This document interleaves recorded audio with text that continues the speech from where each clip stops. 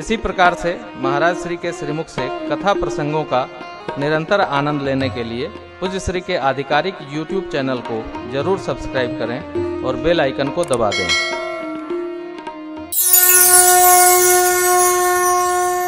भगवान के भक्त को चिंता में रहना ही नहीं। अरे क्या चिंता करना है? और तो छोड़िए, कथा करे तो ये भी चिंता न करेगा कौन सुनेगा। जिसकी कथा है वो खुद व्यवस्था करते हैं कौन सुनेगा। कुछ नवोदित कथाकार लोग बैठे हैं, कथा करो, किसी हनुमान मंदिर में बैठ कर सुनाओ, हनुमान जी खुद व्यवस्था बनाएंगे। कथा के यजमान भी बनाएंगे, वो आयोजक भी बनाएंगे और चुपड़ी रोटी की भी व्यवस्था करेंगे। कौन सुनेगा? आप करो ना, देखो कौन नहीं सुनता है। और कोई न सुनेगा, जो सुनने के लिए ही अवतरित हैं वो तो सुनेंगे। प्रभु चरित्र सुनबे को ये तो अबे करी है। जहाँ राम कथा हो, जहाँ भगवान की कथा हो, श्री हनुमान जी महाराज उपस्थित हो जाते हैं। सब हाँ उपस्थित होते हैं, सुनते हैं। क्या सुनते हैं? भगवान की कथा, व्यथा नहीं सुनते, कथा सुनते हैं। तो चिंता नहीं करना और सुनाते जाइए, बस सुनाइए। सुनाने से ही सब हो जाएगा। हम लोग जब श्री अवध में राम कथा प्रारंभ किए तो 2-4 जगह प्रवचन चलते थे, 3-4 दिन के सत्र होते थे, कथा नहीं होती थी। आज तो श्री रामनवमी में जहाँ देखो वहीं कथा हो रही है, मुझे बड़ा आनंद होता है। सोचा था दर्शन करेंगे, सबको सुनेंगे, लेकिन महापुरुषों की आज्ञा हो गई कथा करोगे, इसलिए वो भी लाभ रह गया। खैर देखते हैं कार्तिक भगवान कैसे निर्वाह करते हैं। एक कथा सुनने का सौभाग्य है। जब श्री रामहर्षण मंदिरम बन करके स्वरूप में आ जाएगा तब यहाँ वास होगा, फिर महापुरुषों की वाणी सुना करेंगे, आनंद आएगा। हाँ, बड़ी कृपा होगा हैं। ये सब महापुरुष लोग सुनाएंगे, हम लोग बैठ के सुनेंगे। आज भी एक बड़े अच्छे विद्वान आए थे, डॉक्टर संत राम जी, क्या नाम, संत शरण जी। हाँ, बड़े अच्छे प्रवचन करते हैं। बौद्ध जो पुस्तक दे गए हो, क्या बढ़िया भाव, अपने प्रवचन सुनाए मोबाइल में, बड़ा अच्छा लगा। कहाँ कौन भगवान किसको बिखेर दिए हैं, कहाँ छिटक दिए हैं साहब, कहा नहीं। और श्रीधाम की तो अपनी परंपरा है। लेकिन नवोदित कथाकारों से मेरी प्रार्थना है कि कथा में बहुत, कहा ना श्री महाराज जी, बड़े महाराज जी कह रहे थे, शिष्ट पुष्ट व्यवस्थित कथा। इतनी कथा है, कहते चले जाओ 1 लाख कथा, भजन का भी स्मरण नहीं रहता है। ये कथा अयोध्या कांड पूर्ण करते हैं गोस्वामी जी, लेकिन क्या कहते हैं? सिया राम प्रेम पीयूष पोत जनमन भरत को मुनि मन अगम जमनियम समदम विषम व्रतयाचरत दुख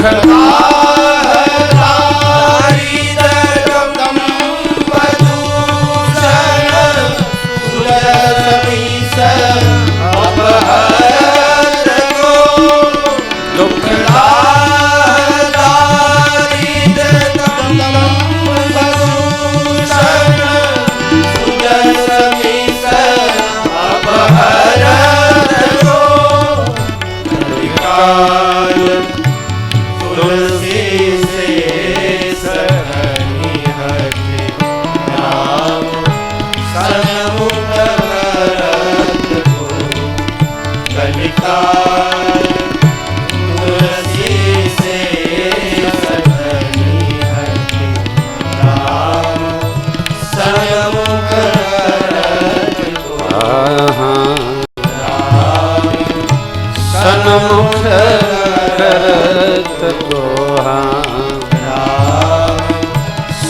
मुख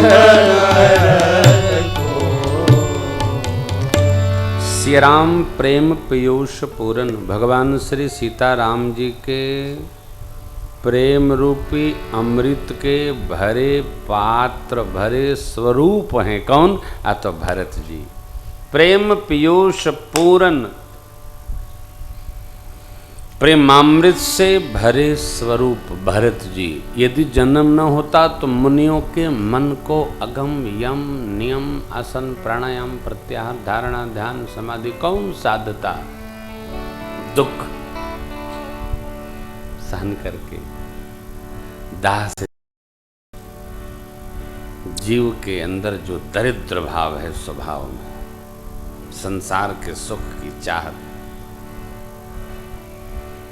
प्राप्ति को दिखाकर दूसरे को त्रास देने की प्रवृत्ति दंभ है। ये दोष अपने यश के भरोसे कौन हरण करता, दूर करता जीव का? बाबा गोस्वामी जी कहते हैं, यदि भरत जी का जन्म न होता तो मुझे भगवान के सन्मुख कौन उपस्थित करता? तापस प्रसंग ते ही अवसर एक तापस आवा। आपस में अन्योनाश्रित हैं सारे प्रसंग, जहां से तहां, जहां जहां। दंडोत प्रभु। तो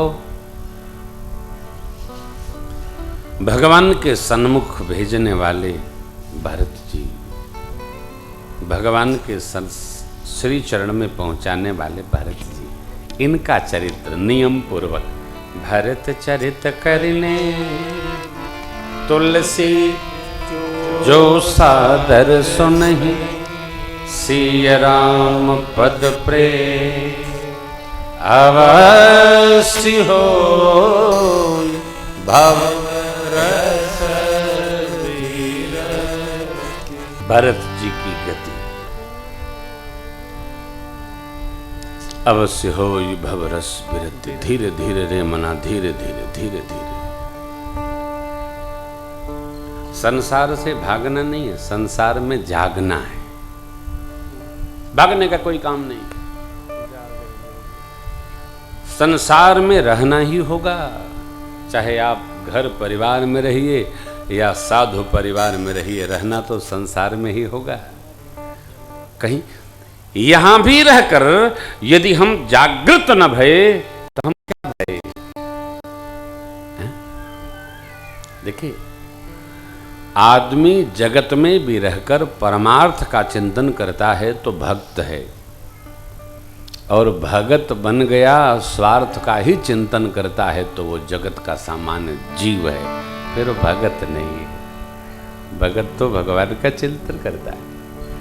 जिसके साथ बैठे उसको देखकर भगवत स्मरण आए, भगवत रस आए, भगवत आनंद वर्धन हो।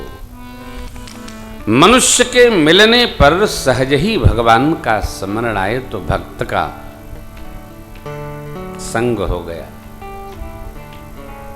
आप देखिए, जगत का स्मरण आए तो जगत के जीव का संग हो गया। प्रभु हमारे यहां से चले, अत्रि महाराज के आश्रम पधारे, यहां से अरण्य कांड शुरू हुआ। अत्रि महाराज ने स्तुति की। इसके पूर्व में जयंत की कथा है, मैंने बीच में निबंध लिया था। नारद जी ने जयंत को भगवान की शरण प्रदान कराई। अत्रि जी ने नमामि भक्तवत्सलम कृपालुशील कोमलम भजामि ते पदाम्बुजम अकामिनाम स्वधामदम, इस मंगल स्तुति से आदर किया। अनुसुईया मैया सीता माँ को, मेरी जगदम्बा को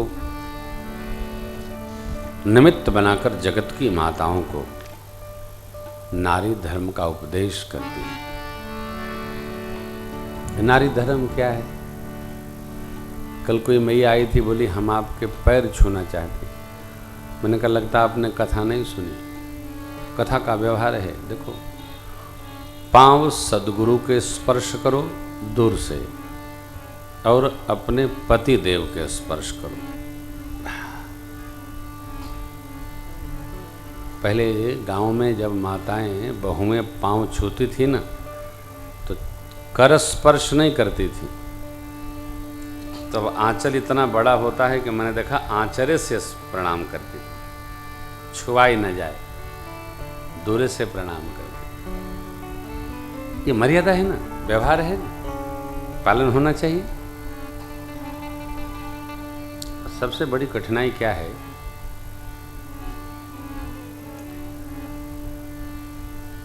न मर्यादा का पता है, न मर्यादा कहा जाता है, न मर्यादा में रहा जाता है। कैसे बनेगा? कोई नवीन नहीं, सब सहज है। माँ ने दो ही बात कही,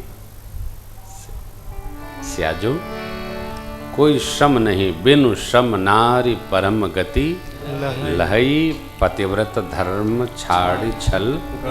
एक धर्म, एक ही धर्म, एक ही व्रत, एक ही नियम। क्या? शरीर से, मन से, वाणी से पति के पद में प्रेम। ये धर्म है। एक ही धर्म, एक व्रत नेमा, काय वचन मन पति पद प्रेम। और कुछ करने नहीं हो। वस्तुतः आप देखते होंगे माताओं को कोई धर्म करने की अनिवार्यता कहीं नहीं गई। परिवार को सुष्ट पुष्ट व्यवहार से मधुरता पूर्वक रखते हुए सबको पुष्टता प्रदान कराना, प्रदान करना, हर व्यवहार को सिद्ध रखना, यही माताओं का मूल कर्तव्य कहा गया। अब तो कल हम लोग एक शाम बेटियों के नाम उत्सव करेंगे, उसमें हम स्त्री स्वभाव का वर्तमान का भी वर्णन करेंगे और विगत का भी स्मरण कराएंगे। आप क्या अद्भुत हमारी भारत जननी की क्या वैशिष्ट भाव है। वस्तुतः जहां मर्यादा बनाई गई उसका सहज पालन करना, सहज पालन करना।